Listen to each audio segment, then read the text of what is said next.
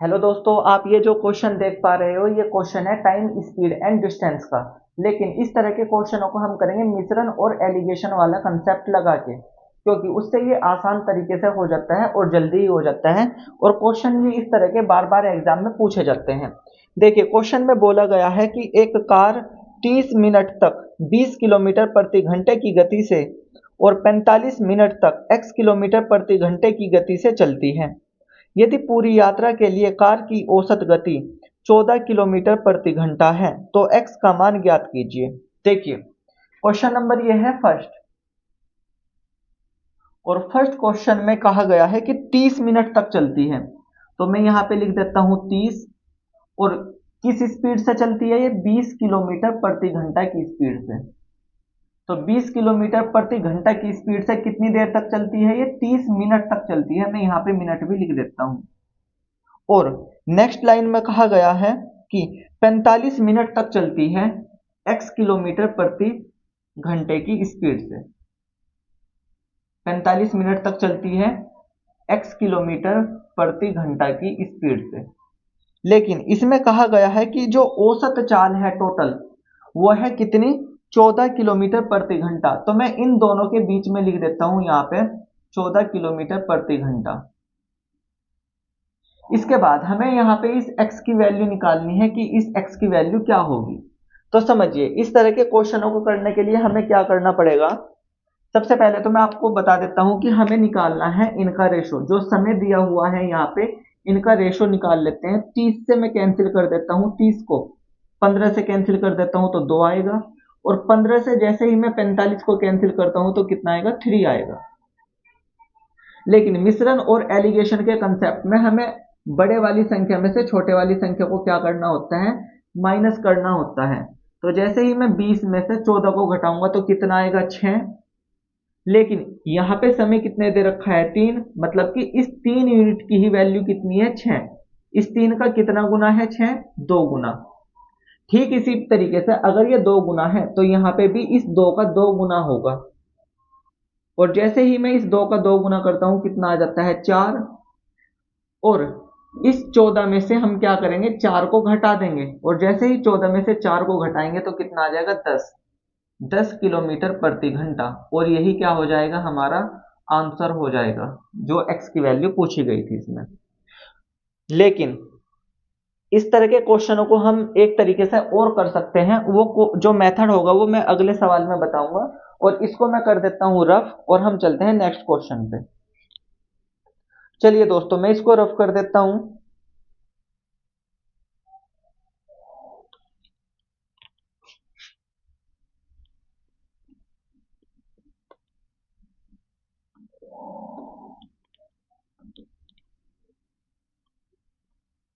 देखिए दोस्तों, second question में क्या बोला गया है। सेकंड क्वेश्चन में बोला गया है कि एक कार 30 मिनट तक, अच्छा ये तो वही हो गया।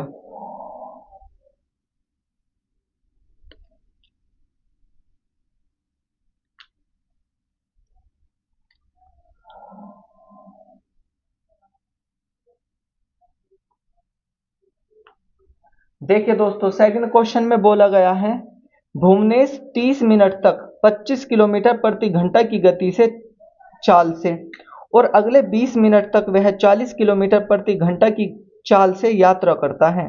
तो औसत चाल ज्ञात कीजिए। देखिए, क्वेश्चन नंबर सेकंड है, और एक लड़का है भुवनेश।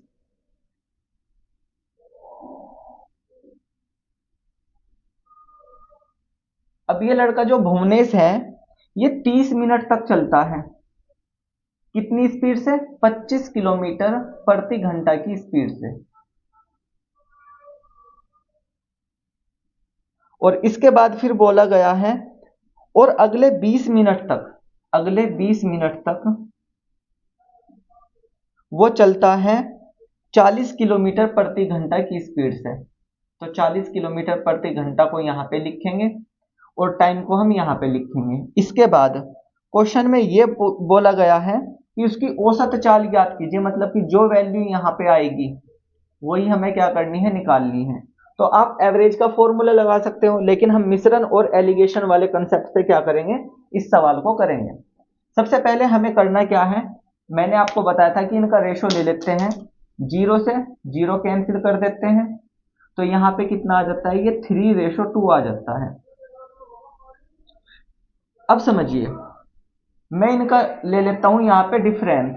इनका जो डिफरेंस होगा वो कितना हो जाएगा, 40 में से 25 को घटाएंगे तो कितना आ जाएगा, 15 आ जाएगा, और वो मैं यहाँ पे लिख देता हूँ।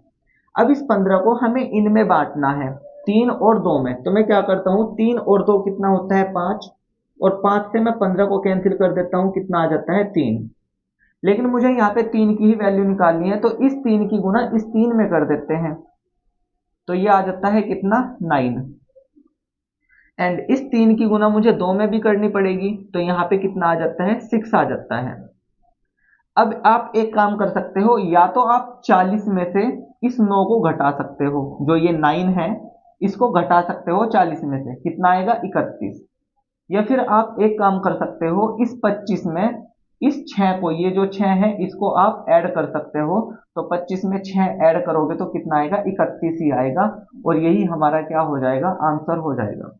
ठीक है दोस्तों, तो चलिए आप इसको नोट कीजिए, फिर हम चलते हैं नेक्स्ट क्वेश्चन पे।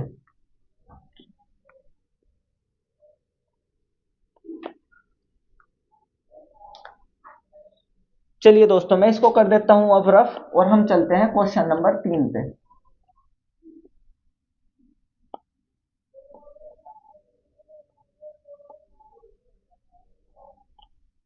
जो क्वेश्चन नंबर 3 है उसमें भी भुवनेश ही है, एक लड़का है भुवनेश। देखिए क्वेश्चन में क्या बोला गया है, भुवनेश ने 10 घंटों में 150 किलोमीटर की दूरी तय की। अपनी यात्रा का पहला भाग उसने कार से तय किया तथा बाद में उसने रिक्शा से यात्रा की। कार तथा रिक्शा की गति क्रमशः 20 किलोमीटर प्रति घंटा तथा 12 किलोमीटर प्रति घंटा है। तो कार से तय की गई दूरी तथा रिक्शा से तय की गई दूरी का अनुपात ज्ञात कीजिए। समझिए दोस्तों, इस क्वेश्चन को हम करेंगे कैसे। क्वेश्चन नंबर 3 है, थोड़ा सा अलग है क्वेश्चन, और यहाँ पे भी लड़का कौन है, वो भुवनेश ही है। देखिए, जो इसमें कह रखा है कि 10 घंटों में 150 किलोमीटर प्रति घंटा की दूरी तय की, लेकिन इसे हम बाद में देखेंगे। सबसे पहले हमें क्या देखना है कि वो कार से और रिक्शा से दूरी तय करता है। मैं यहाँ पे लिख देता हूँ कार, और यहाँ पे मैं लिख देता हूँ रिक्शा।